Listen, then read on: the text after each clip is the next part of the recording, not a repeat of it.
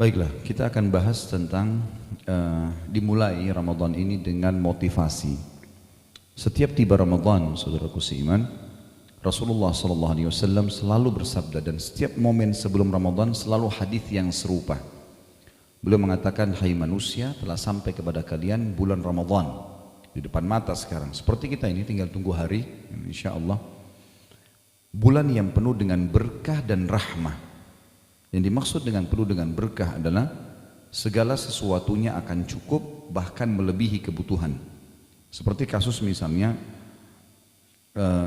makanan dan minuman. Di bulan Ramadan itu kita tahu walaupun kita sahurnya sedikit, mungkin buka puasanya sedikit, cukup-cukup saja. Bahkan kadang-kadang subhanallah kita sudah makan beberapa butir atau beberapa kue kecil saja, itu sudah terasa kenyang. Begitu pula dengan minuman, kita cukup dengan minum 2-3 gelas sudah terasa dahaga kita yang 8 jam hilang semuanya. Waktu juga sangat panjang kita merasakan, dari pagi rasanya lama sampai menjelang buka puasa. Tentu bukan untuk berlihai-lihai, tapi itu adalah karunia dan berkah dari Allah agar kita betul-betul memaksimalkan waktu. Karena agama Islam adalah agama motorik dan bukan agama vakum. Agama yang tidak mengenal kata-kata kalah, tidak mengenal kata-kata putus asa, tidak mengenal kata-kata tidak bisa, tidak mengenal kata-kata terlambat. Semua dalam kamus itu bagi seorang muslim tidak ada lagi di kamus benaknya atau di otaknya. Karena kita tahu dalam peperangan jihad misalnya, kita tidak pernah mengenal kata-kata kalah. Kalau kita semua terbunuh berarti kita menang mati syahid, walaupun musuh menganggap dirinya menang. Atau kita menang melawan mereka. Islam menyuruh kita kalau di tangan kita ada bibit dan besok kiamat disuruh tancapin. Walaupun besok kiamat, tidak ada kata putus asa. Seseorang pernah diceritakan Nabi SAW membunuh 99 jiwa, lalu dia datang kepada seorang abid dan dia mengatakan, bisa nggak saya tobat orang abid ini? Abid ini artinya orang yang suka ibadah tapi nggak punya ilmu. Lalu dia bilang, nggak mungkin kau diterima tobatmu, sudah bunuh 99 jiwa. Lalu dibunuhlah orang ini sehingga genap 100. Lalu kemudian datang orang yang dia datangi seorang yang alim lalu bertanya, apakah saya masih bisa diampuni dosa saya sementara saya sudah bunuh 100 orang? Kata dia, rahmatnya Allah luas. Maka dia pun bertobat dan masuk ke dalam surga. Agama Islam agama yang mulia. Kita berbuat dosa sekian puluh tahun pun selama kita masih hidup masih bisa dimaafkan oleh Sang Pencipta Allah. Agama yang tidak pernah mengenal putus asa. Semuanya kebaikan-kebaikan. Semua yang diperintahkan baik semuanya.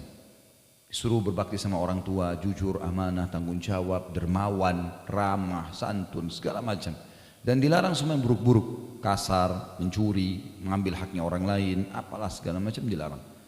Maka kita tahu agama yang sangat luar biasa. Dan Allah Subhanahu Wa Taala dengan kemahamurahannya memang memilih beberapa tempat yang dimuliakan dari tempat yang lain. Iya, seperti kasus Mekah dan Madinah dipilih dari tempat yang lain misalnya. Allah juga memilih dari karangan malaikat ada Jibril, Mikail, Israfil sebagai pemimpin dibandingkan malaikat yang lainnya. Walaupun semuanya mulia. Dipilih juga dari para nabi-nabi, daripada manusia dan nabi-nabi dan rasul. Begitu pula dipilih dari waktu, ada bulan Ramadan dibandingkan bulan-bulan yang lain.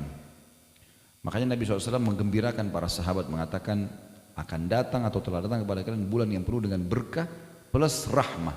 Rahmah adalah kasih sayang dari Allah. Karunia Allah akan berikan kita memenuhi segala kebutuhan. Bahkan jarang sekali, mungkin tidak ada kita dengar di bulan Ramadan ada orang kelaparan atau ada orang kehausan. Karena memang banyak orang yang berbagi, orang yang bersedekah gitu kan. Dan rahmatnya Allah yang sangat luas di bulan Ramadan kita di training secara massal untuk menjadi orang baik. Bulan Ramadan mayoritas muslimin puasa di siang hari, malam harinya mereka tarawih. Mereka masuk masjid berlomba-lomba baca Quran. Orang semua sedang berbuat baik. Kalau bulan Ramadan tidak bisa mengubah dengan rahmatnya Allah kita menjadi baik, kira-kira kapan kita akan menjadi baik?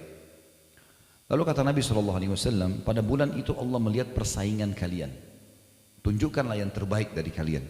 Bulan itu Allah tutup semua pintu neraka. Allah buka semua pintu surga. Allah ikat semua setan-setan yang jahat. Apa yang dimaksud dengan dibuka pintu surga dan ditutup pintu neraka? Sementara kita, kalaupun dibuka sekarang pintu surga, kita nggak bisa masuk ke dalam, belum meninggal. Itu pun nanti harus melalui proses akhirat baru masuk ke sana. Begitu dengan ditutupnya neraka atau dibukanya sekarang, kita tidak tahu akan apa fungsi. Hadis mengatakan yang dimaksud pendaftaran, dibuka pendaftaran untuk masuk ke dalam surga. Iklan resmi dari Sang Pencipta Allah, wahai muslimin, tanggal 1 Ramadan sampai 30 Ramadan dibuka bagi yang mau mendaftar masuk ke surga. Kita tahu kalau sebuah kampus membuka pendaftaran dari tanggal 1 Januari sampai 31 Januari, orang yang mendaftar kemungkinan besar diterima. Orang yang melewati itu bisa diterima, bisa. Ramadan untuk itu. Dan kita harus tahu juga seseorang di antara kita sudah punya tempat sekarang di surga dan sudah punya tempat di neraka. Kalau kita meninggal dalam keadaan beriman dan banyak beramal saleh, kita akan masuk menempati tempat kita di surga. Dan tempat neraka akan diberikan kepada orang-orang yang kuasa Allah akan diberikan ke siapapun yang dari hambanya disiksa. Kalau seseorang meninggal fasik, ada dosanya walaupun dia muslim, tidak sempat taubat, maka dia akan melewati nerakanya, kemudian dia masuk ke surganya. Kalau dia meninggal dalam keadaan kafir, dia akan langsung masuk ke nerakanya, dan tempatnya di surga dengan izin Allah diberikan kepada siapa yang dia inginkan.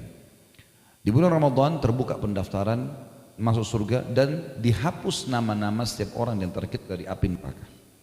Nabi SAW mengatakan, sesungguhnya di setiap tiba Allah memiliki penghapusan nama hamba-hambanya dari api neraka, dan itu terjadi pada setiap malam dari malam.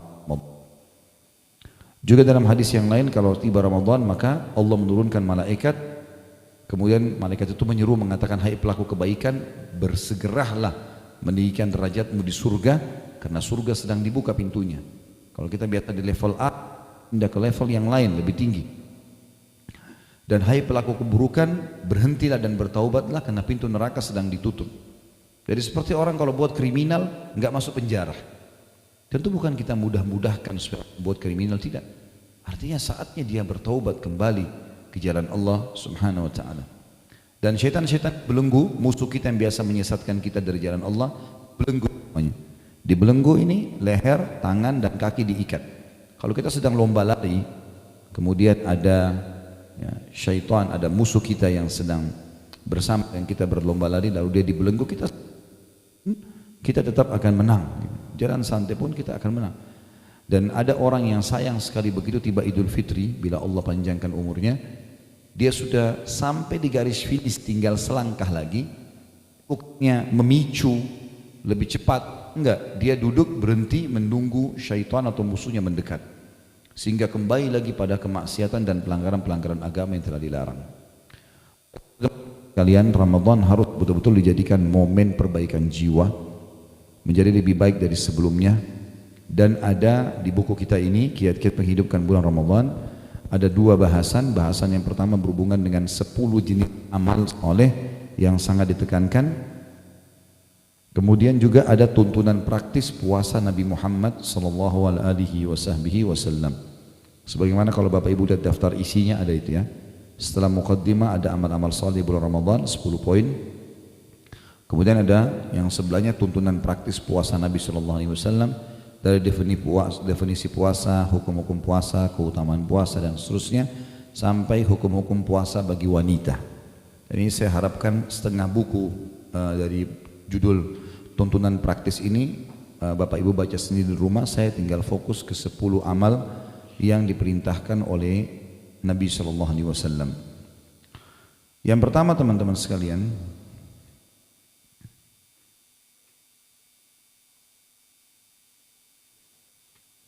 kita akan lihat dulu dari halaman 2 ya. Bagaimana menyambut kedatangan bulan Ramadan. Allah SWT berfirman dalam surah Al-Baqarah ayat 185. A'udzu billahi minasyaitonir rajim. Syahrul Ramadan alladzi unzila fihi al-Qur'anu hudan lin-nasi wa bayyinatin minal huda wal furqan. Al-ayah. Beberapa hari yang ditentukan itu ialah bulan Ramadan. Bulan di dalamnya diturunkan permulaan. Pertama sekali turun Al-Qur'an sebagai petunjuk bagi manusia dan penjelasan-penjelasan mengenai petunjuk itu serta pembeda antara hak yang batil dan yang batil. Saudaraku yang mulia, kata penulis, Allah Ta'ala mengistimewakan bulan Ramadan dari bulan-bulan lainnya dengan berbagai keistimewaan dan keutamaan. Di antaranya, bau mulut orang yang berpuasa lebih harum di sisi Allah daripada aroma kasturi. Nanti kita baca hadisnya ini. Para malaikat memohonkan ampunan bagi orang-orang yang puasa hingga berbuka puasa. Setiap hari Ramadan, bulan Ramadan, Allah SWT menghiasi surganya seraya berkata, hampir tiba saatnya para hamba-hambaku yang saleh melepaskan segala beban dan gangguan serta menuju kepada engkau, hai surga. Para syaitan dibelenggu, pintu-pintu surga dibuka dan pintu neraka ditutup. Di dalamnya terdapat malam Lailatul Qadar, malam lebih baik daripada 1000 bulan.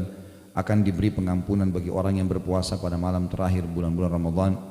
Kemudian Allah SWT membebaskan hamba-hamba dari neraka pada setiap malam dari bulan Ramadan. Ini garis besarnya tentunya. Saya langsung masuk ke poinnya. Kita masuk ke halaman 5, amal-amal soleh di bulan Ramadan. Yang pertama, bulan Ramadan dikenal juga dengan bulan puasa, ibadah puasa. Ibadah puasa saudara seiman adalah ibadah yang paling besar pahalanya dan tidak ada yang bisa menyainginya. Ibadah apapun selain daripada puasa. Sesuai dengan hadis Rasulullah SAW dalam hadis yang sahih diriwayatkan oleh Imam Bukhari Muslim, kullu amal ibn Adam lahu al-hasanatu bi asyri amthaliha ila 700 di'fin yaqulullahu azza wa jal illa as-siyama fa innahu li wa ana ajzi bih taraka syahwatahu wa ta'amahu wa syarabahu min ajli lis-saimi farhatan farhatun 'inda fitrih wa farhatun 'inda liqa'i rabbih wa la khalufu famis saimi atyabu indallahi min rihil misk. Seluruh amal ibadah Bani Adam adalah miliknya dan setiap kebaikan akan dibalas 10 kali lipat hingga 700 kali lipat. Artinya sholat, zakat, haji, bakti sama orang tua, itu kadar pahalanya bisa 10 sampai 700 kali lipat tergantung kadar keikhlasan seseorang. Kecuali kata Allah SWT, kecuali ibadah puasa, sesungguhnya ia adalah milikku dan aku akan langsung membalasnya. Sebabnya puasa lebih besar pahalanya karena seseorang yang berpuasa telah menahan diri dari syahwat makanan dan minuman karena aku, kata Allah, karena aku semata. Ada 2 kegembiraan bagi orang yang sedang berpuasa. Kegembiraan saat ia berbuka. Kata ulama hadits ada 3 maknanya nih. Yang pertama, gembira karena dia berhasil menghilangkan rasa hausnya yang sudah dia tahan dan laparan dari pagi hari. Kegembiraan yang lebih tinggi daripada itu adalah berhasilnya dia mengalahkan syaitan. Karena dari sebelum sahur syaitan goda dia supaya tidak puasa, tapi dia terus bertahan sampai azan maghrib, maka dia gembira karena dia berhasil menang. Dan yang ketiga adalah kegembiraan dia karena dia bisa mendapatkan pahala berlipat-lipat pada saat berbuka dengan cara membuka puasakan orang lain juga. Nanti akan kita bahas poin yang ketiga ini. Dan yang kedua adalah kegembiraan tak kala bertemu dengan Allah karena masuk ke dalam surga. Dan sungguh bau mulut orang yang berpuasa lebih harum di sisi Allah daripada aroma minyak kasturi. Kata para ulama hadis maksudnya adalah ahli surga nanti dari orang yang suka puasa, kalau dia ngomong maka bau kasturi yang keluar. Dan ini minyak yang sangat wangi dan mahal. Sekarang pun ada tentunya dijual dengan nama kasturi, tapi bukan kasturi itu yang dimaksud. Karena kasturi di surga nanti beda. Semua yang disebutkan dalam Al-Quran yang mirip namanya dengan nama-nama dunia, seperti misalnya disebutkan buah delima, buah kurma, ya, anggur dalam Al-Quran, pisang, itu cuma sama namanya dengan dunia, tapi beda bentuk dan rasanya. Sebagaimana contoh misalnya hadis Nabi SAW yang berbunyi, buah kurmanya surga, satunya besarnya seperti nampan, tempayan, tempat makanan yang besar, ya. Itu besar sekali dan lebih lembut daripada buih, lebih manis daripada madu. Jadi hanya sama namanya tapi beda bentuk dan rasanya. Begitu pula dengan masalah ini. Ya, sebagaimana kita tahu juga lukanya orang yang mati syahid lebih wangi dari bau kasturi, gitu kan? Semua itu menandakan memang lebih wangi. Cuman istilah nama sama tapi di akhirat jauh lebih baik. Hadis selanjutnya adalah hadis Bukhari Muslim dan ini penting sekali, 2 syarat mutlak. Digaris bawahi kalau yang punya pena. Sabda Nabi SAW, man shama ramadhana imanan, ini imanan garis bawahi, wahtisaba, ini juga digaris bawahi. Ghufira lahu ma taqaddama min dzambi. Barang siapa yang berpuasa karena keimanan, jadi bukan puasa karena semua teman-teman kita puasa, karena lingkungan kita puasa, karena pasangan kita puasa, karena enggak enak sama orang, enggak. Orang seluruh dunia tidak puasa pun kita tetap puasa sendiri. Keimanan antara kita dengan Sang Pencipta Allah. Yang kedua, dan semata mengharap pahalanya, ihtisab, mengejar pahala-pahala itu. Niscaya diampuni dosanya yang telah lalu, dibersihkan semua. Kata penulis, tentu saja pahala yang besar ini tidak diberikan kepada orang yang menahan diri dari makan dan minum saja, namun diperuntukkan bagi orang yang benar-benar mengaplikasikan nilai-nilai puasa. Kalau dia cuma tahan lapar, tahan haus, tapi dosa setiap hari dikerjakan, maka juga puasanya tidak diterima. Contoh misalnya orang tetap puasa tapi tetap dusta. Hadis Nabi SAW riwayat Bukhari berbunyi, man lam yada' qawla az-zuri wal amala bihi falaysa lillahi hajatan fi an yada'a ta'amahu wa syarabah. Barang siapa yang tidak menahan diri dari ucapan dusta dan perbuatan dusta, maka sedikit pun Allah tidak sudi menerima puasanya meskipun ia menahan diri dari makan dan minum. Juga dalam riwayat Rasulullah SAW bersabda, riwayat yang lain, hadis riwayat Imam Bukhari Muslim, as-sawmu junnah, fa idza kana yawma sawmi ahadikum fala yarfuth wala yafsuq wala yajhal. Tolong 3 kalimat ini digaris bawahi ya. Fala yarfuth, kata-kata yarfuth, wala yafsuq, ini juga digaris bawahi, wala yajhal. 3 ini nanti saya terjemahkan. Fa in sabahu ahadun falyakul inni imru'un sha'im. Ibadah puasa laksana perisai. Di dalam riwayat yang dikatakan seperti perisai seseorang di antara kalian menangkis serangan musuh. Maksudnya perisai dari api neraka. Kalau ada orang yang mau jadikan puasanya sebagai perisai dari api neraka, dia nggak masuk neraka karena puasa, maka jika dia puasa, janganlah dia berbuat yang senonoh, yang tidak senonoh. Ya. Sini terjemahnya masih global kalau tidak senonoh, tapi makna rafath ya, adalah mengucapkan kalimat syahwat kepada selain pasangan halal. Sayang, cinta, rindu, apalah kekasih, ini semua hanya boleh pada istri atau suami. Suami istri pun boleh mengucapkan, tapi hubungan biologisnya nggak boleh. Tapi ini kalau umum nggak boleh. Siapa yang mau selamat dari api neraka dengan puasanya, jangan rafath, jangan fusuk. Di sini diterjemahkan berbuat jahat, tapi sebenarnya terjemahannya bukan berbuat jahat. Fusuk itu adalah menyentuh secara fisik, kayak pegang, cium, peluk, ya, yang bukan dengan pasangan halal. Kemudian yajhal. Di sini ditulis berbuat jahil, sebenarnya maknanya adalah buat sia-sia. Ya, seperti banyak orang yang saya pernah kasih contoh, Ramadan habis waktunya semua di mall. Mall baru buka jam 10 pagi dia nomor 1 antri. Ya. Kemudian muter-muter sampai buka puasa. Ya. Enggak juga belanja, enggak juga buat apa-apa. Kenapa? Tunggu buka puasa. Kenapa ini sia-sia? Ya. Ada orang yang puasanya diisi hanya dengan tidur. Puasa cuma 1 jam. Dari pagi sampai menjelang jam 5 sore baru bangun, baru mandi siap buka puasa. Ada orang juga yang habisin waktu main gaple, buang waktu, omong kosong, semua tidak ada manfaatnya buat dia.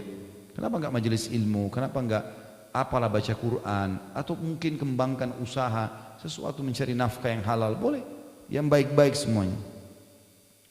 Lalu kata Nabi SAW, jika ada yang memaki dirinya, ya, atau misalnya mengajaknya bertengkar, maka dia harus berkata, saya sedang berpuasa.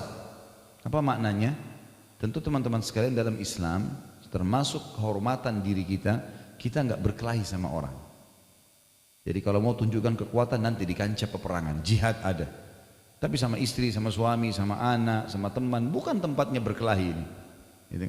Kalau ada orang yang ajak bertengkar, maka tinggalkan saja, biarin dia bertengkar sama tembok. Ya. Nggak perlu kita layani, udah nggak pernah ada gunanya gitu. Buang-buang energi untuk apa gitu. Dan Ramadan bulan pelatihan untuk itu, membiasakan diri untuk tidak bertengkar. Makanya kata Nabi SAW, kalau dia dicaci, dia bertengkar, maaf, saya lagi ikuti program puasa, nggak boleh, puasa melarang saya untuk itu. Dilatih sebulan agar terbiasa mengontrol emosi setelah Ramadan. Karena penyebab penyakit keras ini, penyakit yang masalah stroke, darah tinggi segala macam karena emosional. Ya. Maka dikontrol dengan puasa Ramadan. Ya. Itu maksudnya di sini. Kata beliau, penulis, wahai hamba Allah, jika anda telah berpuasa, maka puasakanlah juga pendengaran, penglihatan, lisan, dan seluruh anggota badan anda. Jangan samakan antara hari berpuasa anda dengan hari-hari lainnya. Ada juga orang dari pagi sampai malam nonton terus film, gonta-ganti dari film ini ke film itu. Kenapa ini? Dari dosa ke dosa, kan sia-sia. Melihat auratnya orang, mendengarkan cerita bohong, dengerin musik, apalah segala macam. Jadi dosa lagi. Pelatihan Ramadan untuk memperbaiki kita lebih dekat kepada Sang Pencipta Allah, gitu kan? Berada di zona yang aman dari semua pintu yang syaitan bisa masuk, karena syaitan lagi dibelenggu. Yang kedua, sholat tarawih. Tarawih adalah santai artinya. Sebenarnya tarawih, qiyamul lail, qiyamul Ramadan, ya, tahajud sama saja, cuma beda-beda nama. Khusus di bulan Ramadan dikatakan tarawih karena kita lebih santai, setelah sholat ba'da isya sudah bisa tahajud. Di luar Ramadan kita dianjurkan tidur dulu, diakhirkan di akhir malam gitu kan. Jadi makanya dikatakan dia sholat tarawih, orang santai di situ. Nah, sholat tarawih sangat ditekankan dalam Islam, ya, walaupun dia hukumnya sunnah, sebagaimana disebutkan dalam hadis Nabi SAW riwayat Bukhari Muslim. Faedahnya besar sekali, bisa membersihkan dosa-dosa kita yang lalu. Man qama ramadhana imanan wa ihtisaba ghufira lahu ma taqaddama min dhanbi. Barang siapa menunaikan qiyamul lail pada bulan Ramadan, Karena keimanan sama tadi, bukan karena teman-teman kita ajak, bukan karena tidak enak. Memang saya ke masjid mau sholat tarawih karena perintah Allah. Orang tidak ada yang tarawih pun kita tetap tarawih gitu, seperti itulah. Dan mengharapkan pahalanya, maka akan diampuni semua dosa-dosanya yang lalu. Sholat malam sangat ditekankan teman-teman sekalian, sebagaimana misalnya dalam surah Al-Furqan ayat 63 dan ayat 64. A'udzu billahi minasyaitonir rajim wa ibadur rahmanil ladzina yamshuna 'alal ardi hauna wa idza khatabahumul jahiluna qalu salama walladzina yabituna li rabbihim sujjadan wa qiyama. Dan hamba-hamba yang baik dari Rabb yang Maha Penyayang, maksudnya orang-orang yang berprestasi dari hamba-hamba Allah ialah orang-orang yang berjalan di muka bumi dengan rendah hati, enggak ada kesombongan ya. Dan apabila orang-orang yang jahil menyapa mereka, tadi diajak berkelahi, diajak bertengkar, maka mereka mengucapkan kata-kata yang mengandung keselamatan. Ya sudahlah, terserah kamu, bertengkar di sama tembok atau pohon sana ya, saya nggak mau ikut-ikutan ya. Dan orang-orang ini saksi bahasan yang melalui malam-malam hari mereka dengan sujud dan berdiri untuk Rabb mereka. Mengerjakan salat malam adalah kebiasaan Rasulullah sallallahu alaihi wasallam dan para sahabat juga ridwanullahi alaihim, sehingga Aisyah radhiyallahu anha berkata, janganlah kalian tinggalkan salat malam, sebab Rasulullah SAW tidak pernah meninggalkannya. Kendati pun beliau sakit atau sedang lesu, beliau tetap mengerjakannya dengan duduk. Kalau capek betul-betul boleh. Dan di sholat sunnah teman-teman sekalian kita boleh kerjakan walaupun kita duduk. Kalau sunnah, sholat sunnah walaupun kita tidak capek. Misal sholat ba'da isya, saya nggak mau berdiri, saya mau duduk aja, boleh. Tapi pahalanya setengah pahala orang yang berdiri. Sholat wajib nggak boleh, harus ada uzur baru bisa duduk. Makanya di sini dikatakan kalau Nabi SAW betul-betul lesu, capek, beliau kerjakan sholat tahajud dengan duduk pun, gitu kan. Dan alhamdulillah tidak makan waktu yang lama gitu. Ramadan mengajar kita untuk itu. Jadi sebulan penuh kita dibiasakan untuk sholat tarawih, dan alhamdulillah di Indonesia semua masjid kita menghidupkan itu agar kita terbiasa menerapkannya dalam kehidupan kita. Umar bin Khattab radhiyallahu anhu biasa mengerjakan sholat malam. Bila tiba di pertengahan malam, beliau segera membangunkan keluarganya untuk sholat. Beliau sambil berseru sholat, sholat, seraya membaca firman Allah dalam surah Thaha ayat 132. A'udzu billahi minasyaitonir rajim wa'mur ahlaka bis sholati wastabir 'alaiha la nas'aluka rizqa nahnu narzuquk wal aqibatu lit taqwa. Dan suruhlah keluargamu mendirikan salat dan bersabarlah kamu dalam mengerjakannya. Kami tidak pernah meminta rezeki kepada kalian, kamilah yang memberi rezeki kepada kalian, dan akibat yang baik itu adalah bagi orang-orang yang bertakwa. Ibnu Umar radhiyallahu anhu pernah membaca firman Allah dalam surah Az-Zumar ayat 9. A'udzu billahi minasyaitonir rajim amman huwa qanitun ana al-laili sajidan wa qa'ima sajidan wa qa'iman yahdharul akhirata wa yarju rahmat rabbih. Apakah kamu wahai orang-orang musyrik di Mekah lebih beruntung ataukah orang-orang yang beribadah di waktu-waktu malam dengan sujud dan berdiri sedangkan ia takut kepada azab akhirat dan mengharapkan rahmat Rabbnya? Ibnu Umar berkata, orang yang dimaksud dalam ayat ini adalah Utsman bin Affan radhiyallahu anhu. Ibnu Abi Hatim berkata, Ibnu Umar radhiyallahu anhu mengatakan hal itu karena banyaknya solat malam dan tilawah yang dilakukan oleh Amir Mu'minin Utsman bin Affan hingga, perhatikan kalimat ini ya, terkadang beliau membaca seluruh Al-Quran dalam satu rakaat. Dalam riwayat lain dikatakan Utsman bin Affan baca 30 juz di rakaat terakhir witir, yang biasa Bapak Ibu baca Qul Huwallahu Ahad itu. Nah itu Utsman bin Affan baca 30 juz ya. Kita ada yang bilang bagaimana bisa ya, itu kuasa Allah. Allah berkahi. Yang penting kalau orang sudah rutin kerjakan, Allah akan berkahi waktunya. Alqamah bin Qais menceritakan, pada suatu ketika aku bermalam bersama Abdullah bin Mas'ud radhiyallahu anhu, ia bangun untuk sholat pada awal malam. Beliau membaca surah seperti bacaan imam di masjid, maksudnya dengan mengeraskan suara. Beliau baca dengan tartil, tartil artinya tanpa terburu-buru, hingga dapat didengar oleh orang yang berada di dekatnya. Beliau terus sholat hingga menjelang terbit fajar. Antara selesai sholat malam dengan terbit fajar jaraknya kira-kira antara azan maghrib hingga selesai sholat maghrib. Setelah itu beliau mengerjakan sholat witir. Artinya orang ini Alqamah menceritakan tentang sholat malamnya sahabat Nabi yang bernama Abdullah bin Mas'ud radhiyallahu anhum. Di dalam riwayat lain As-Sa'ib bin Zaid disebutkan bahwa ia berkata, pada saat itu imam membaca beratus-ratus ayat di sholat malam, dia ikut berjamaah. Sehingga kami bersandar dengan tongkat karena lamanya berdiri. Lalu ia berkata, kami baru selesai saat menjelang fajar datang. Catatannya di sini, wahai saudaraku kata beliau, sebaiknya pada saat engkau sholat tarawih, engkau menyempurnakan sholat tarawih bersama imam, agar engkau termasuk orang-orang yang menghidupkan Ramadan dengan semalam suntuk sholat malam. Sebagaimana sabda Nabi SAW riwayat Abu Dawud, Tirmidzi, Nasai dan Ibnu Majah, "Man qama ma'imamihi hatta yansarifa kutiba lahu qiyamul lailah." Barang siapa yang sholat tarawih bersama imam hingga selesai, maka akan dituliskan baginya pahala sholat semalam suntuk. Dibayangkan kalau kita habis sholat isya, kita sholat 2 rakaat nih, qiyamul lail, salam, sholat lagi, salam sampai subuh. Itu berat sekali.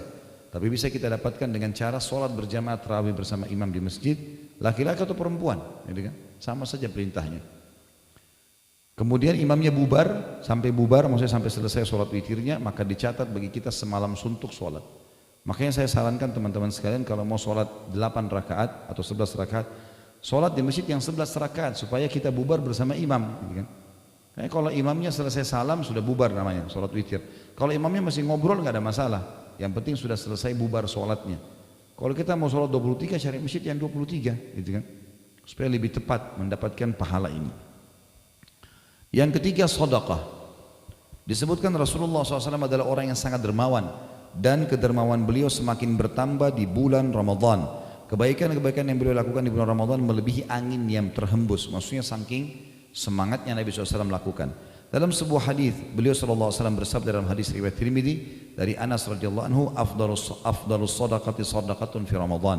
Sedekah yang paling utama adalah pada bulan Ramadan. Zaid bin Salim meriwayatkan dari ayahandanya bahwasanya dia berkata, saya mendengar Umar bin Khattab radhiyallahu anhu berkata, Rasulullah SAW memerintahkan kami agar bersedekah dan kebetulan aku sedang memiliki harta. Jadi Umar bercerita di sini. Maka aku berkata pada hari ini aku akan melebihi Abu Bakar, karena selama ini Umar selalu menganggap mau bersaing dengan Abu Bakar dalam hal-hal ibadah, karena Abu Bakar sangat luar biasa dalam mengerjakan. Satu waktu Rasulullah SAW bilang, ayo sedekah. Umar bilang, hari ini aku akan mengalahkan Abu Bakar. Umar berkata, lalu aku pun membawa setengah hartaku. Lalu Rasulullah SAW bersabda kepadaku, apa yang kamu tinggalkan untuk keluargamu? Maka Umar berkata, sebanyak ini juga, setengah harta lagi. Jawabku, lalu datanglah Abu Bakar radhiyallahu anhu dengan membawa seluruh hartanya. Lalu Rasulullah SAW bertanya, apa yang kau sisakan untuk keluargamu? Maka ia menjawab, aku sisakan bagi mereka Allah dan Rasulnya. Maka aku berkata, Umar berkata, aku tidak akan mampu melebihimu wahai Abu Bakar selamanya. Ini persaingan positif di antara sahabat. Tentu dimaksud sini adalah sedekahnya Abu Bakar seluruh harta adalah yang dia miliki pada hari itu ya. Bukan berarti kita harus jual semua aset kita, rumah, mobil, segala macam kita sedekahin, tidak. Tapi Abu Bakar misalnya kalau kita rasionalkan, kalau sekarang kita lagi jalan ada di kantong kita 1 juta rupiah, ada orang miskin lewat, maka dikasih semua 1 juta itu. Abu Bakar begitu cara sedekahnya. Ada orang minta dia nggak setengah-setengah, apa yang dia pegang dikasih semuanya. Seperti itulah. Itu yang dimaksud dengan perilaku di sini. Jadi bukan menghabiskan seluruh hartanya, tapi apa yang sedang dia pegang pada saat itu. Diriwayatkan juga dari Talha bin Yahya bin Talha bahwa ia berkata, nenekku. Jadi ini cucu menceritakan tentang neneknya. Neneknya bernama Su'dah binti Auf al-Murriyah, dan ini adalah istri Talha bin Ubaidillah. Perlu Bapak Ibu tahu, Talha bin Ubaidillah adalah salah satu dari 10 sahabat yang dijamin masuk surga. Ini Su'dah istrinya, istri bercerita tentang suaminya. Dia berkata, pada suatu hari Talha datang menemuiku dengan wajah yang kusut. Aku bertanya kepadanya, mengapa wajahmu kusut seperti itu? Apa yang terjadi di atas dirimu? Ada sesuatu yang dapat aku bantu? Istri bertanya, si Su'dah bertanya pada suaminya Talha. Lalu Talha menjawab, terima kasih, kau adalah sebaik-baik istri seorang muslim. Dan ini pujian yang santun dari seorang suami kepada istrinya. Artinya kau sangat luar biasa selama menjadi istri, pantas menjadi istri seorang muslim karena patuh dan baik. Lalu kata istrinya, jika demikian apa yang terjadi atas dirimu? Apa yang saya bisa bantu? Lalu ia akhirnya berkata, harta yang kumiliki sudah terlalu banyak dan hal itu sangat menyusahkan diriku. Maka istrinya berkata, aku berkata padanya, jangan terlalu menyusahkan dirimu, bagikan saja harta itu.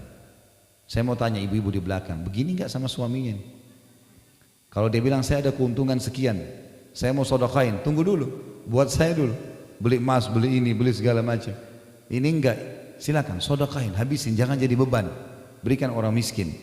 Maka dia pun membagi-bagi harta itu hingga tidak tersisa sedirham pun. Talha bin Yahya, si cucu yang mendapat cerita dari neneknya ini, berkata, aku tanyakan kepada penjaga gudangnya Talha, berapa harta Talha pada saat itu? Maka dia katakan 400.000 dirham. Ini ratusan juta rupiah. Kata beliau, wahai saudaraku, banyak sekali keistimewaan dan kekhususan bersedekah pada bulan Ramadan. maka hendaknya engkau bersegera mengerjakannya. Keluarkanlah dengan segera sedekahmu sesuai dengan keluasan rezeki yang ada padamu. Ada beberapa bentuk sedekah di bulan Ramadan yang bisa dilakukan. Yang pertama, memberi makan orang. Jadi seperti contoh saya kasih contoh saya, misalnya ada keluarga miskin di dekat rumah kita tahu dia misalnya ada 5 keluarga, 10 keluarga, maka kita siapin sebelum Ramadan kebutuhan dia sebulan. Misal berasnya, gulanya, tehnya, dia pakai sahur, dia pakai buka puasa segala macam. Itu yang dimaksud di sini, memberi makan. Ya. Sesuai dengan firman Allah Subhanahu Wa Taala yang berbunyi dalam surah Al-Insan ayat 8 sampai ayat 12. وَيُطْعِمُونَ الطَّعَامَ عَلَى حُبِّهِ مِسْكِينًا وَيَتِيمًا وَأَسِيرًا إِنَّمَا نُطْعِمُكُمْ لِوَجْهِ اللَّهِ لَا نُرِيدُ مِنكُمْ جَزَاءً وَلَا شُكُورًا إِنَّا نَخَافُ مِنْ رَبِّنَا يَوْمًا عَبُوسًا قَمْطَرِيرًا وَوَقَاهُمُ اللَّهُ شَرَّ ذَلِكَ الْيَوْمِ وَلَقَّاهُمْ نَضْرَةً وَسُرُورًا وَجَزَاهُمْ بِمَا صَبَرُوا جَنَّةً وَحَرِيرًا. Dan mereka memberikan makanan yang disukainya kepada orang miskin, anak-anak yatim, dan orang-orang yang ditawan. Tawanan perang juga disuruh kasih makan. Sesungguhnya kami memberi makan kepada kalian hanyalah untuk mengharapkan keridhaan Allah. Kami tidak menghendaki balasan dari kalian. Ini sifat sedekah yang diterima sama Allah, tidak berharap balasan yang setimpal dari orang itu. Dan juga kami tidak pernah, tidak pula berharap ucapan terima kasih. Tak usah, kalau dia tidak mau terima kasih urusan dia. Gak perlu kita bilang, masa sudah saya kasih gak terima kasih? Gak ada urusan antara kita sama Allah. Dia menerima harta itu tapi kita mendapatkan ridhonya Allah. Sesungguhnya kami takut akan azab Rabb kami. Kami sedekah gara-gara kami takut disiksa sama Allah pada suatu hari yang di hari itu orang-orang berbuka masam penuh kesulitan. Maka Rabb mereka memelihara mereka dari kesusahan hari itu karena sedekahnya maksudnya, dan memberikan kepada mereka kejernihan wajah dan kegembiraan hati, dan dia memberi balasan kepada mereka karena kesabaran mereka dengan surga dan pakaian sutra. Para salafus soleh senantiasa berlomba-lomba dalam memberi makan dan mereka lebih mengutamakannya dari ibadah-ibadah lainnya, baik dengan memberi makan yang lapar ataupun memberi makan seorang saudara yang saleh. Tidak disyaratkan yang diberi makan harus seorang yang fakir. Orang kaya juga boleh. Kita buka puasakan kerabat kita berikan kepada orang tua kita yang kaya, nggak ada urus saja sama sekali. Intinya kita memberi makan orang. Dalam sebuah hadis Rasulullah SAW bersabda dalam hadis riwayat Tirmidzi dengan sanad hasan. Ayyuma mu'minin at'ama mu'minan ala ju'in at'amahu Allahu min thimaril jannah wa man saqa mu'minan ala dhama'in saqahu Allah minar rahiqil makhtum. Siapa saja di antara orang mukmin yang memberi makan saudaranya sesama mukmin yang lapar, niscaya Allah akan memberinya buah-buahan surga. Siapa saja di antara orang mukmin yang memberi minum saudaranya sesama mukmin yang dahaga, niscaya Allah akan memberinya minuman rahiqil makhtum. Ini adalah minuman di surga. Sebagian salah berkata, mengundang makan 10 orang dari sahabat-sahabatku dengan makanan yang mereka gemari lebih aku sukai daripada membebaskan 10 orang budak dari keturunan Nabi Ismail. Sebagian besar kaum salaf mengutamakan menyediakan buka bagi orang yang berpuasa padahal mereka sendiri juga sedang berpuasa. Di antaranya adalah Abdullah bin Umar radhiyallahu anhu, Daud At-Tai, Malik bin Dinar, Ahmad bin Hanbal dan lainnya. Bahkan Abdullah bin Umar selalu berbuka bersama anak-anak yatim dan fakir miskin. Kadang-kala beliau tidak berbuka karena mengetahui keluarganya menolak kedatangan mereka. Nah, artinya kadang-kadang ada Ibnu Umar datang ke rumah mereka, tapi mereka karena miskin mereka tidak ingin Ibnu Umar masuk, maka Ibnu Umar terlambat buka puasa gara-gara itu, saking inginnya berbuka puasa atau memberikan buka puasa kepada orang-orang yang susah. Banyak di antara kaum salaf yang menyediakan makanan bagi teman-temannya padahal ia telah tengah berpuasa. Bahkan ia melayani teman-temannya dengan baik. Di antaranya adalah Hasan Basri dan Ibnu Mubarak rahimahumullah. Abdullah bin Mubarak ini pernah di hari Senin dia lagi puasa, rupanya ada teman-temannya pada datang gitu kan. Dia tahu dia puasa, lalu dia suruh istrinya siapin makan. Terus sudah siap makan, tamu nggak ada yang mau mulai makan. Karena mereka tunggu tuan rumahnya. Lalu dia datang, dia duduk dan dia mengatakan Bismillah. Dia ambil ya sedikit dengan telapak tangannya, lalu kemudian dengan genggamannya lalu dimasukkan ke mulutnya. Setelah itu dia mengatakan ayo makan sambil berdiri. Dia mutar-mutarin tamunya. Tamunya pikir dia tidak puasa, maka mereka makan semua. Dia pergi ke belakang rumah lalu dibuang dari mulutnya. Tetap dilanjutkan puasanya. Jadi saking luar biasa mereka melayani tamunya dan memberi makan. Abu Siwar al-Adawi berkata, dahulu ada serombongan orang dari Bani Adi. Bani Adi salah satu suku Arab yang biasa sholat di masjid ini. Tidak seorang pun di antara mereka yang berbuka puasa sendiri. Ia selalu mencari orang yang bersedia berbuka dengannya. Jika tidak, maka ia keluarkan makanannya untuk dimakan bersama orang-orang di masjid. Ibadah berupa memberi makan akan melahirkan aspek-aspek ibadah lainnya seperti terciptanya saling mengasihi dan juga saling menyayangi. Di mana hal ini adalah sebab seseorang masuk ke dalam surga. Dalam sebuah hadis yang sahih, Rasulullah SAW bersabda, "Lan tadkhulul jannata hatta tu'minu wa lan tu'minu hatta tahabbu." Kalian tidak akan masuk surga hingga kalian beriman, dan kalian tidak akan beriman hingga kalian saling mengasihi di antara kalian. Di antaranya juga bermajlis dengan orang-orang soleh serta mengharap pahala dari menolong mereka. Ini maksudnya adalah kita datang ke orang soleh lalu kita bayarin bulanannya dia misalnya. Maka itu termasuk dalam masalah ini. Kemudian menolong mereka dalam ketaatan yang mereka dapat lakukan disebabkan makanan yang engkau berikan. Ya. Jadi ini termasuk yang kami buat di program yayasan begitu, mencari ayah dan ibu angkat seseorang dai lalu membiayai hidupnya. Termasuk di Ramadan insya Allah kita juga buat program mengumrohkan dai dan mengumrohkan orang miskin. Itu kalau bapak ibu ada yang berminat insya Allah bisa bergabung dengan program kami tentunya. Kemudian yang kedua, menyediakan makanan berbuka puasa bagi orang-orang yang puasa. Ini lebih spesifik lagi, lebih dalam lagi. Dan ini kalau kita buka puasakan orang, kita akan dapat pahala seperti dia, tidak dikurangi sedikit pun. Walaupun hanya seteguk air, walaupun hanya sebutir kurma. Sabda Rasulullah SAW dalam hal ini berhubungan dengan masalah membuka puasakan orang. Hadis riwayat Ahmad dan Nasai serta dinyatakan sahih oleh Syekh Albani. Kata Rasulullah SAW, "Man fattara sa'iman kana lahu mithla ajrihi ghaira annahu la yunqasu min ajri as-sa'imi syai'." Barang siapa yang menyediakan makanan berbuka puasa bagi orang yang berpuasa, niscaya ia mendapatkan pahala seperti orang yang berpuasa tanpa mengurangi pahala orang yang berpuasa itu sedikit pun. Salman Al-Farisi radhiyallahu anhu menuturkan berkata, "Wa man fattara fihi sa'iman kana maghfiratan lidunubihi wa idkha raqabatihi minan nar kana lahu mithla ajrihi ghaira annahu la yunqasu min ajri as-sa'imi syai'."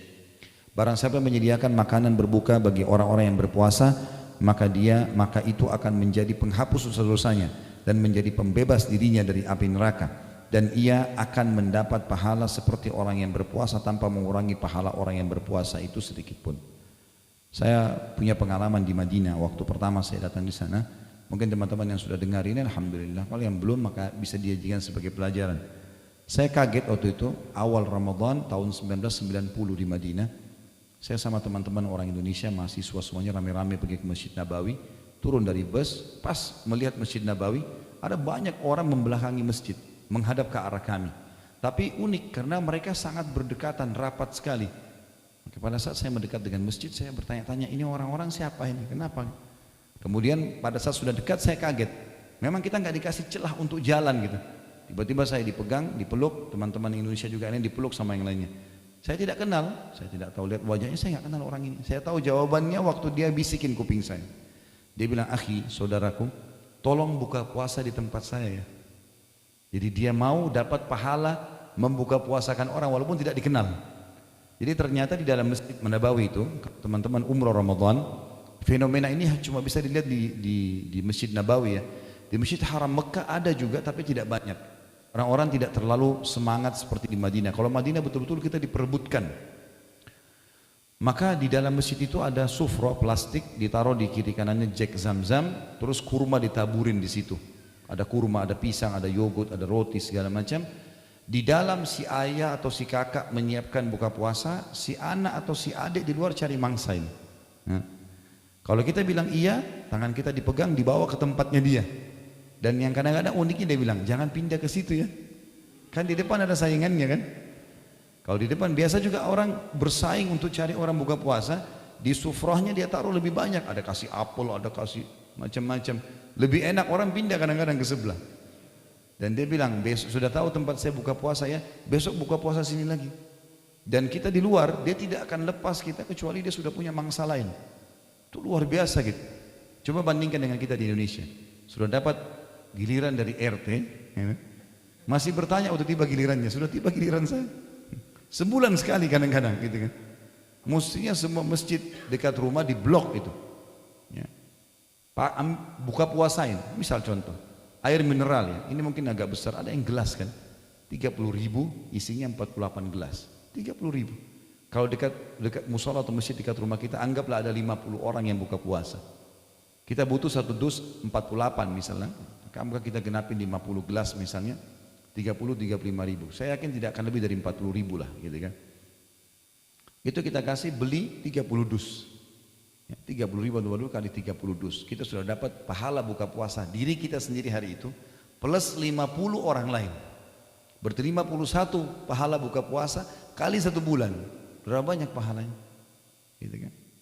Begitu pula kalau kita pegang masjid yang sampai ribuan orang buka puasa. Tergantung mau pahala berapa banyak silahkan. Tinggal beli saja selesai. Apalagi sedekah diganti oleh Allah kembali. Kalau mau lebih besar pahalanya kurma. Nah memang kurma yang sunnah gitu kan. Air juga putih termasuk itu. Kami di yayasan buatin program 1 dus kurma isi 10 kilo. Kita buatin program sebar 1000 dus kurma di 1000 masjid misalnya. Nama istilah saja begitu tapi kami sebarin. Itu kita buatin program. Bapak Ibu bisa ambil idenya bisa dikembangin. Mau ikut sama kami juga bisa. Ini kami bagiin. Pengalaman selama ini 1 dus kurma yang isi 10 kilo yang curahan itu lebih tepat kalau dibagikan ke masjid. Kalau kita ambil 3 butir per hari di masjid yang 50 orang berarti 1 dus ini bisa dipakai untuk 1 minggu. Jadi untuk 50 orang per hari kalau kita mendapat puasa mereka kita cuma butuh 4 dus kurma yang kotaknya isi 10 kilo itu. Dan seterusnya lah. Banyak sekali tempat-tempat kantong-kantong untuk membuka puasakan orang. Kalau di Jakarta ini sudah luar biasa lah pokoknya ya. Orang-orang banyak pulang kantor kadang-kadang di pinggir jalan itu buka puasa. Kita bisa bagiin air, bagiin rumah, bagiin apa saja. Bisa saja ya. Dan itu semua adalah ajang-ajang pahala. Kemudian dalam para sahabat Nabi SAW berkata, wahai Rasulullah, tidak semua orang mampu menyediakan buka puasa orang yang berpuasa. Maka Rasulullah SAW bersabda di dalam hadis ya, yang diriwayatkan dalam hadis yang sahih ini ya. Di sini tidak disebutkan perawinya ya. Tetapi yang saya tahu hadis ini hadis sahih kata Nabi SAW, yu'tillahu hadzal thawab liman fattara sha'iman ala midhkati labanin aw tamratin aw syurbati ma'in wa man saqa sha'iman saqahu Allah min haudi syurbatan la yadma'u ba'daha hatta yadkhulal jannah. Pahala buka puasa itu Allah akan berikan bagi siapa saja yang menyediakan makanan bagi orang yang berbuka puasa meskipun hanya berupa susu tapi bercampur air karena tidak adanya susunya maka dicampur air atau sebutir kurma atau seteguk air. Barang siapa yang memberi seteguk air bagi orang yang berbuka maka Allah akan memberinya minum seteguk air dari telagaku. Dia tidak akan dahaga selamanya hingga dia masuk ke dalam surga. Dan ini kesempatan luar biasa. Ya, saya dulu waktu masih mahasiswa kadang-kadang beasiswanya kita terima di akhir bulan. Tapi Ramadan dari awal Ramadan sudah mulai ada buka puasa. Kalau lagi tidak ada duit untuk bawa buka puasa maka saya bawa ke masjid, saya masuk ke masjid, duduk di tempat cek zam-zam itu saja. Jadi setiap kali dia mau taruh air untuk buka puasa orang saya yang tuangin airnya. Bisa kita dapat pahala dengan itu. Sampai saya kadang-kadang ingatkan beberapa saudara kita yang tidak ada duitnya, bagaimana cara dapatkan buka puasa orang? Pergi ke masjid dekat rumah, bantu marbotnya nata, sudah dapat pahalanya. Kalau ada orang betul-betul malas, nggak mau, sudah tidak ada duitnya, tidak mau buka puasain orang, kemudian maunya dilayani, baiklah dia duduk di masjid, masih bisa dapat pahala kalau mau, gampang. Ambil air kita, tukar sama teman di sebelah. Ini buat kamu ya, ambil pahala saya, ambil air dia, kamu, saya dapat pahala kamu. Kan gampang. Ya? Dia dapat pahala kita, kita dapat pahala dia. Tidak ada modalnya nih. Kalau ini juga tidak mau luar biasa, tinggal butuh dicambuk saja. Ya. Karena pahalanya besar sekali, membuka puasakan orang, mestinya ya, seperti itulah. Yang keempat, membaca Al-Quran dengan penuh kesungguhan. Ini tentunya teman-teman sekalian saya akan pilih poin-poin pentingnya karena menjelang asar ya. Banyak membaca Al-Quran. Bulan Ramadan adalah bulan Al-Quran. Kita semua dianjurkan agar memperbanyak membaca Al-Quran pada bulan ini. Di antara keadaan salafus saleh adalah selalu menyibukkan diri dengan hal-hal yang berkaitan dengan Al-Quran. Mulai dari membaca, mempelajari dan mentadabburi. Tadabburi artinya mengetahui kandungan hukum-hukumnya. Malaikat Jibril alaihissalam memperdengarkan Al-Quran kepada Rasulullah SAW pada bulan Ramadan. Uthman bin Affan radhiyallahu anhu mengkhatam Al-Quran setiap hari pada bulan Ramadan. Di antara salafus saleh ada yang mengkhatam Al-Quran dalam salat tarawih tiap 3 malam sekali.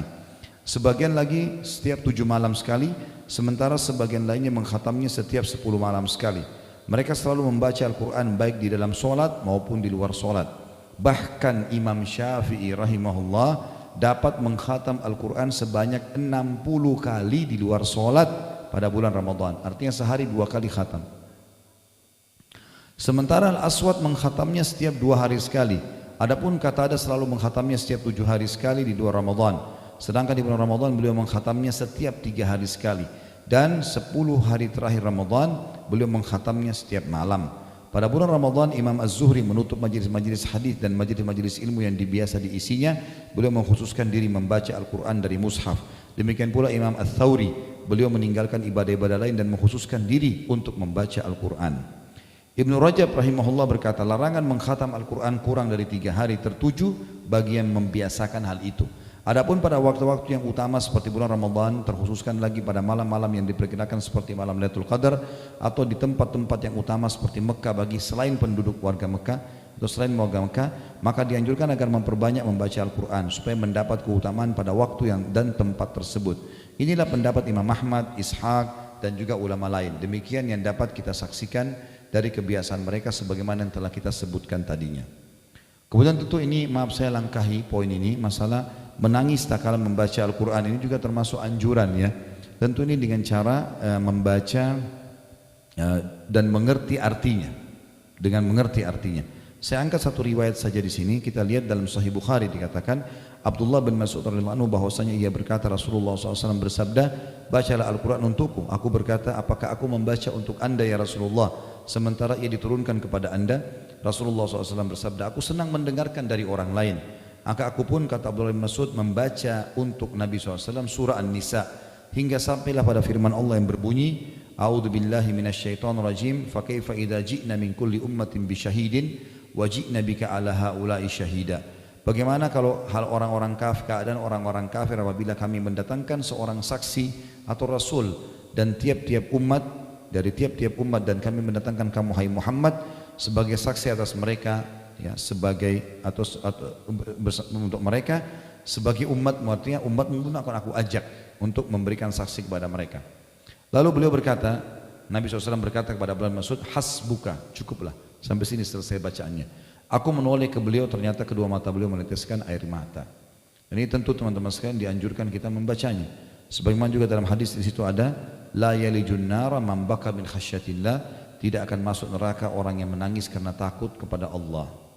Saya tidak bacakan semua sekali lagi, kita pindah ke halaman 23. Poin 5, tetap duduk dalam masjid hingga terbit matahari. Dan ini beranjak daripada hadis ya, riwayat Muslim apabila Rasulullah SAW selesai menunaikan salat subuh, beliau selalu duduk di tempat salatnya hingga terbit matahari.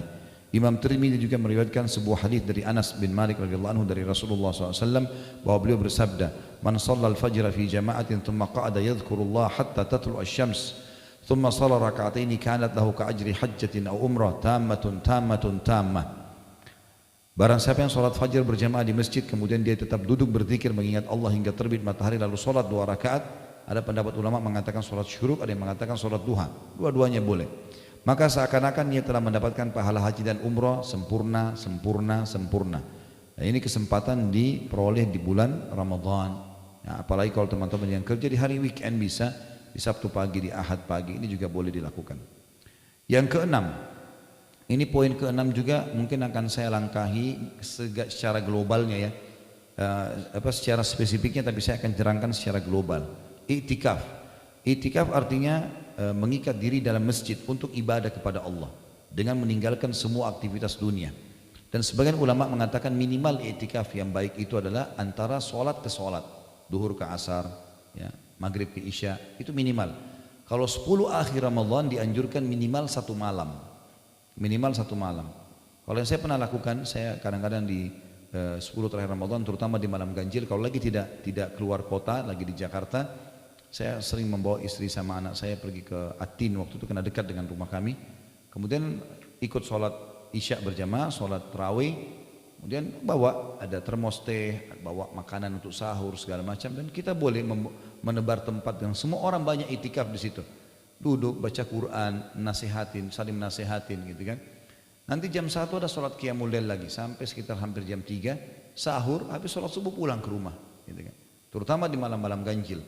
Dan Rasulullah SAW bahkan dalam hadis Bukhari itikaf 10 malam semuanya, tidak terkecuali semuanya diikat dirinya di dalam masjid. Tentu di sini teman-teman sekalian cukup panjang bahasanya, beberapa lembar ada definisi itikaf, ada hikmah disyariatkannya ya. Kemudian juga ada di sini hukum i'tikaf itu sendiri. Ada amalan-amalan sunnah bagi orang i'tikaf. Ada perkara-perkara yang dibolehkan bagi orang yang i'tikaf. Ya. Kemudian juga ada perkara-perkara yang dimakruhkan bagi orang i'tikaf. Ada perkara-perkara yang membatalkan i'tikaf. Waktu memasuki tempat untuk i'tikaf. Dan beberapa catatan-catatan penting yang ditulis di sini. Namun saya sekali lagi tidak membaca semua ini karena yang penting tadi globalnya sudah saya jelaskan. Ya. Nah, waktu kita ya sudah menjelang azan asar. Yang ketujuh, umroh di bulan Ramadan. Dan ini sangat ditekankan. Saya sudah pernah jelaskan teman-teman sekalian, kalau ada rezeki jangan ditunda. Umroh dan haji ini kerjakan. Kata Nabi SAW, ya, umroh dan haji yang dikerjakan secara berkesinambungan akan menghilangkan kesusahan hidup dan kemiskinan sebagaimana api menghilangkan karat dari besi. Artinya sedekah yang kita keluarkan di umroh akan diganti oleh Allah. Itu poin. Jadi nggak usah khawatir berapapun jumlah yang kita keluarkan, akan diganti oleh Allah. Di bulan Ramadan secara khusus pahalanya ekstra, sama dengan pahala haji. Jadi 3 jam umrah itu sama dengan pahala 6 hari haji, gitu kan? 6 hari yang dipakai untuk haji tanggal 8 sampai tanggal 13 Zulhijjah. Sesuai dengan hadis Nabi SAW riwayat Bukhari Muslim, umratu fi Ramadan ta'dilu hajjah. Pahala umrah di bulan Ramadan sama dengan ibadah haji. Dan kita tahu haji yang sahih, haji yang benar akan diampuni dosanya, ya seperti baru dilahirkan oleh ibunya. Riwayat lain berbunyi hajjatan ma'i, sama dengan mengerjakan haji bersamaku, kata Nabi SAW. Yang kedelapan, mencari malam Lailatul Qadar. Dan kita sudah tahu dalam surah Al-Qadr tentunya ya, dia lebih baik daripada 1000 bulan ya.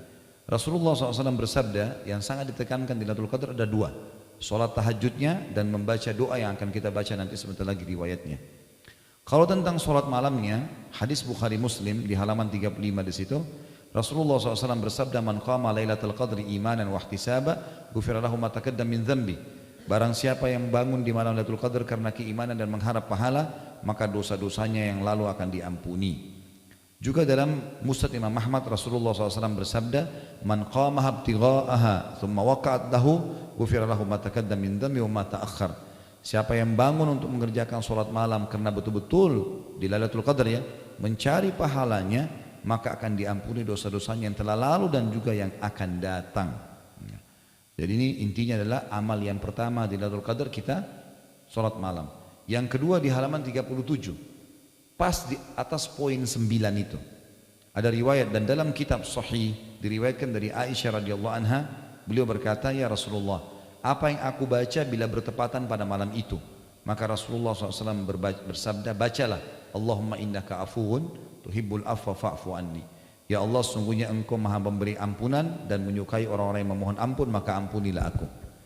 Lailatul Qadar poinnya adalah lebih baik daripada 1000 bulan atau 83 tahun plus 4 bulan. Belum tentu umur kita sepanjang itu. Jadi intinya kalau kita semua pasti akan lalu Lailatul Qadar, pasti. Karena malam itu kita lalui selama kita hidup kan. Tapi siapa yang dapat taufik dari Allah untuk mengerjakan? Makanya kita harus niat minta kepada Allah agar diberikan. Kalau kita sempat ucapkan subhanallah 1 kali saja pas Lailatul Qadar, maka lebih baik daripada 1000 bulan. Artinya seperti kita ucapkan itu 1000 bulan atau 83 tahun plus 4 bulan. Sedekah 10.000 rupiah sama sedekah selama berulang-ulang 1000 bulan. Begitu pula dengan sholatnya, begitu pula dengan apa saja ibadah yang kita kerjakan, seperti itulah pahalanya. Ini sangat besar, luar biasa gitu. Sangat luar biasa besarnya. Yang ke-9 teman-teman sekalian adalah memperbanyak zikir, doa dan istighfar. Dan ini sudah umum tentunya ya. Artinya di bulan Ramadan kita maksimalkan ini, banyak istighfar, banyak berdoa kepada Allah SWT ya. Banyak berzikir, zikir pagi sore yang maksudnya kita baca. Cuma yang saya ingin titik beratkan di sini bisa dilihat di halaman 38. Kata beliau di sini penulis, sebelum berpisah wahai saudaraku, setelah kita bertamasya di taman-taman surga di bawah naungan amal-amal soleh, ada sesuatu perkara penting yang ingin saya sampaikan. Tahukah kamu apa itu? Kata beliau, tepat sekali, yaitu ikhlas. Berapa banyak orang yang berpuasa kan tapi tidak mendapatkan apapun dari puasanya kecuali lapar dan dahaga. Berapa banyak orang yang mengerjakan sholat tarawih namun tidak mendapatkan apapun dari selain kantuk dan capek. Semoga Allah SWT menghindarkan kita semua dari situ. Makanya Nabi SAW mengatakan keimanan dan mengharapkan pahalanya. Keimanan dan mengharapkan pahalanya. Yang terakhir di halaman 40 di situ ada tidak berbuat hal yang sia-sia pada bulan Ramadan. Dan ini tentu sudah umum tadi ya. Tapi jangan buang-buang waktu yang tidak ada gunanya. Jangan cuma pakai tidur, jangan cuma pakai buang-buang waktu. Baca Al-Quran, dengarkan ceramah, kembangkan ide-ide yang baik, yang positif. Ya. Puasa Ramadan tidak harus membuat kita vakum. Jadi tidak ada kata-kata lemas, malas, putus asa, nggak ada lagi itu dalam Islam. Sebagaimana saya jelaskan tadi di pembukaan. Bulan Ramadan juga teman-teman sekalian bukan bulan balas dendam untuk makan. Ya, maksudnya begini, ada orang pada saat dia tidak sahur, begitu mau buka puasa, luar biasa makanan, yang merah, yang biru, yang kuning, yang hijau, tapi nggak dimakan juga, gitu kan? Jadi bukan untuk balas dendam. Seorang dokter Katolik dari Eropa masuk Islam gara-gara dia mengetahui kemanfaat orang puasa. Maka dia mengatakan orang yang paling sehat adalah orang-orang Islam karena mereka punya terapi puasa seminggu 2 kali, Senin dan Kamis. Mereka punya terapi puasa sebulan 3 hari, Ayyamul Bid. Mereka punya terapi setahun sekali dengan puasa Ramadan. Karena usus kita istirahat. Ini kalau badan kita mesin udah rusak nih. Masuk dingin, masuk panas, masuk pedas, luar biasa. Ya, Allah suruh istirahatin supaya bisa dipakai lagi. Dan usus kita kalau lagi tidak masuk makanan, maka dia akan mengelola sisa-sisa makanan yang melengket di dinding-dindingnya. Akhirnya jadi bersih usus itu. Kan gitu. Itu kebaikan. Apalagi kita tidak boleh makan dan minum hanya dari subuh sampai azan maghrib. Setelah itu makan habis maghrib sampai subuh, makan sampai capek, nggak apa-apa. Artinya boleh makan. Tidak boleh juga berlebihan tentunya, tapi maksudnya bukan berarti kita tidak boleh makan sama sekali. Kalau 24 jam mungkin wajar orang lemas. Tapi ini tidak sama sekali, dan kuatkan niat kita Allahu a'lam agar kita bisa menjalankan puasa Ramadan dengan baik. Ingat para sahabat, para tabi'in, mereka setelah Idul Fitri 6 bulan berturut-turut berdoa kepada Allah agar ibadah di Ramadan diterima sama Allah. 6 bulan yang tersisa berdoa agar semuanya bisa mendapatkan Ramadan yang akan datang karena ingin mengejar pahala itu.